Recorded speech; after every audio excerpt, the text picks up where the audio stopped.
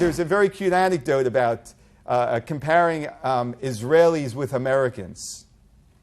A lot of interesting comparisons can be drawn over there. But I'll just focus on one. In America, if you ever had a fender bender, right? Yeah, a fender bender. It's not the end of the world, right? In America, both parties come out. Oh, nothing happened. It's fine. Everything's okay. Yeah, it's a little scratch. Don't worry about it. It's okay. Next day, you get a call. You're being sued for $1 million. Of course it's okay. Jackie Mason says that Jew wakes up in the morning and he says, who am I going to sue today? So, you know, in Israel, it's quite the opposite. In Israel, you get into a fender bender. Israelis are passionate, you know. It's a good thing. Passion is a very good thing. They're passionate. They come out screaming, Iza chamorata, what in the world is wrong with you? Who taught you how to drive? You don't belong on a road. Look what you did to my car. At the end of the conversation, they're hugging and kissing each other. Shalom. It's all good. It's all good. No one's getting sued. Right? Disagree. That's fine. We can disagree. But there must be acceptance of other people. I heard a beautiful thing from a very well-known psychologist, Dr. Pelkovitz. Anyone ever hear of him? Phenomenal individual, a master in his field. And Dr. Pelkovitz once said something really beautiful. He said that you want to know what makes one of the greatest impacts on your children? He said what makes one of the greatest impacts on your children is how your children see you when you're sitting around your dining room table reacting to opinions of other people that you disagree with. I think this is brilliant and very insightful.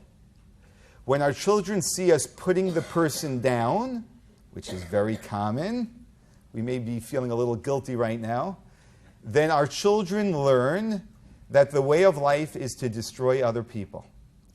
And when our children see that we have full respect for the person, but we disagree with the opinion, then our children learn how to have healthy relationships. If there's anything you take out of today, just this alone is worth anything. King David writes in Psalms, in Tehillim, Yitamu chatoim min haaretz urisham od einam barchi nafshi es Hashem.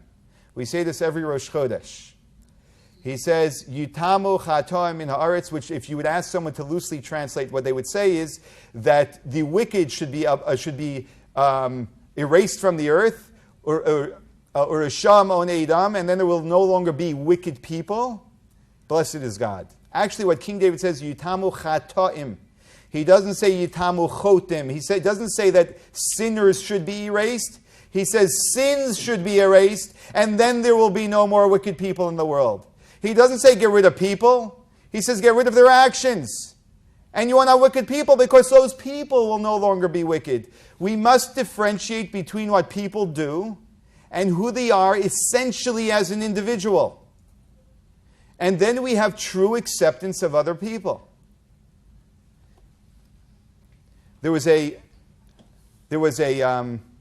Jew from a different Hasidic sect, which we'll just say is definitely used to be very diametrically opposed in their view to Chabad.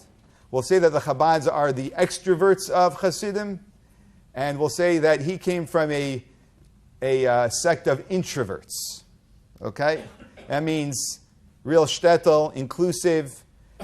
We can't be exposed to anything. And when he came to see the Rebbe asked him, so share with me a thought from your Rebbe, who the Rebbe, who is the prime example of everything I'm talking about, had tremendous respect for, even though they disagreed vehemently on many issues, but had tremendous respect for. And he said, well, my Rebbe asked a question. It says in the Talmud that even sinners amongst the Jewish people are meleim mitzvot karimon, are full of mitzvahs like a pomegranate. Just like a pomegranate has so many seeds, even the sinners amongst Israel have so many mitzvahs. So my Rebbe asked, if they're a sinner, how can they have so many mitzvahs? What do you mean? You just said they're a sinner, but they're full of mitzvahs? If they're a sinner, how can they be full of mitzvahs? And the Rebbe looked at the chassid and said, you know, in Lubavitch, we also have a question on that piece of Talmud, but it's just a little bit different. The question that we have is, if he's full of so many mitzvahs, how can he be a sinner?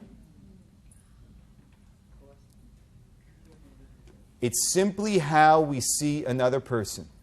And it's not to change them, it's to change ourselves and the way we approach them. When we change ourselves and the way we approach them, as we'll discuss in a moment, we can transform everything. And this is essentially, I would say, everything in life. I, as an individual, believe, and as a shliach and a rabbi, believe that the greatest influence I can have on other people is not by trying to change them. In fact, we can never change other people. People only change themselves. So the whole cause is foregone. But what I can do is change myself. And every single time I go within myself and change myself, I am transforming other people.